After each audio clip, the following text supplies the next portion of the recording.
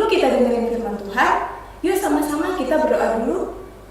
Tuhan Yesus, terima kasih untuk hari ini Tuhan. Sebentar kami akan mendengarkan firman Tuhan. Kiranya Tuhan berkati diri kami masing-masing. Semua kami serahkan ke dalam tangan-Mu. Dalam nama Tuhan Yesus kami sudah berdoa. Amin.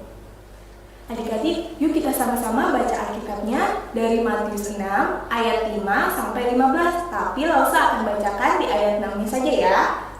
Tetapi jika engkau berdoa, masuklah ke dalam kamarmu, tutuplah pintu, dan berdoalah kepada Bapamu yang ada di tempat tersembunyi. Maka Bapamu yang melihat yang tersembunyi akan membalasnya kepadamu. Firman Tuhan yang barusan kita baca menceritakan Tuhan Yesus yang mengajarkan murid-muridnya tentang berdoa yang berkenan di hadapan Tuhan ya adik-adik. Kenapa? Karena adik-adik pada waktu itu banyak orang-orang yang berdoa dengan munafik adik-adik. Contohnya orang-orang Farisi. Mereka berdoa di dalam rumah ibadah dengan berdiri. Terus mereka juga berdoa di tikungan-tikungan jalan supaya mereka dilihat orang adik-adik. Lalu mereka berdoa dengan panjang sekali berdoanya. Kalau bahasa sekarang lebay adik-adik. Tuhan tidak suka itu adik-adik. Cara berdoa seperti itu salah adik-adik. Tuhan menginginkan murid-muridnya itu berdoa dengan hati yang tulus dan berfokus hanya pada Tuhan adik-adik. Makanya Tuhan mengajarkan kita untuk berdoa, masuklah ke kamar dan tutuplah pintu. Maksudnya adik-adik, kalau kita berdoa supaya tidak dilihat orang, terus kita bisa berfokus berbicara sama Tuhan adik-adik.